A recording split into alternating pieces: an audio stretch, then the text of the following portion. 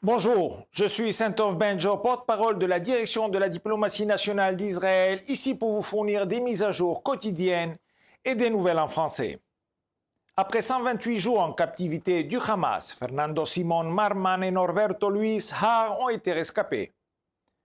Au cours d'une opération conjointe des forces de défense d'Israël, du Shin Bet et de la police israélienne à Rafah pendant la nuit, les deux citoyens israélo-argentins qui avaient été enlevés le 7 octobre au kibbutz Nir Yitzhak ont été libérés. Les deux hommes qui étaient gardés par une famille à Rafah sont tous les deux en bon état de santé. Ils ont été transférés pour un examen médical à l'hôpital Shiba Tel HaShomer. Selon les forces de défense d'Israël, des officiers de l'unité d'élite Yamam de la police ont fait irruption dans un appartement de Rafah où les deux hommes étaient gardés par des terroristes du Hamas à 1h49 du matin. Les unités ont couvert et protégé Luis et Fernando de leur propre corps.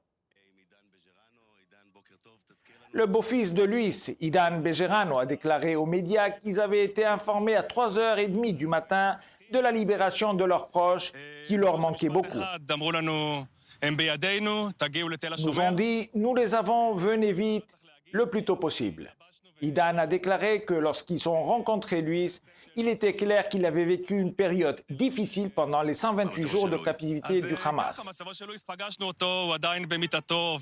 Il a perdu du poids, il est pâle, un peu choqué par l'agitation autour de lui.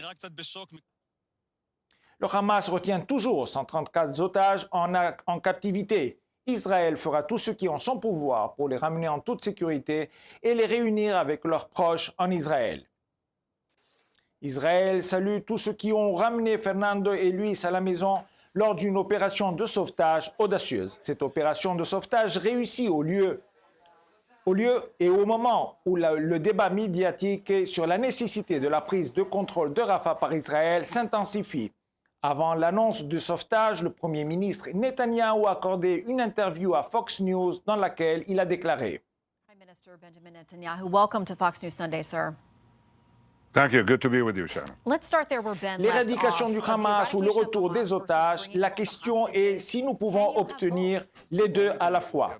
En fait, la seule chose qui permettra de libérer les otages est la même chose que celle qui permettra de vaincre le Hamas, un effort militaire constant. La moitié des otages a déjà été libérée, l'autre moitié le sera aussi. Mais je voudrais dire à votre auditoire une chose que les gens ne réalisent pas. La victoire est à portée de main dans la bande de Gaza. Pour ce faire, nous devons assurer la sécurité de toute la région située à l'ouest du Jourdain, y compris la bande de Gaza. Nous ne pouvons pas laisser des bataillons du Hamas à Rafah. C'est comme si les Américains avaient accepté de laisser une enclave aux mains des terroristes d'ISIS. Après l'opération courageuse d'hier soir à Rafah, il est clair que le seul moyen pour Israël d'atteindre les objectifs de la guerre, libérer les otages et démanteler le Hamas, est d'augmenter la pression militaire. Si le Hamas veut qu'Israël arrête son opération à Rafah ou à Gaza, il doit faire deux choses, se rendre et libérer tous les otages. Le nombre de morts dans les rangs des forces de défense d'Israël depuis le début de la guerre s'élève à 566 soldates et soldats. Le peuple d'Israël déplore la mort des courageux commandants qui sont tombés au combat dans le sud de la bande de Gaza hier. Nous les saluons pour leur héroïsme, embrassons leurs familles et prions pour que leur âme repose en paix. Nous continuerons à agir par tous les moyens pour amener tous les otages chez eux, démanteler le Hamas et faire en sorte que Gaza ne constitue plus une menace pour Israël. Comme toujours, nous sommes à votre disposition 24 heures sur 24 pour répondre à vos questions aux coordonnées indiquées à l'écran. Merci de votre attention.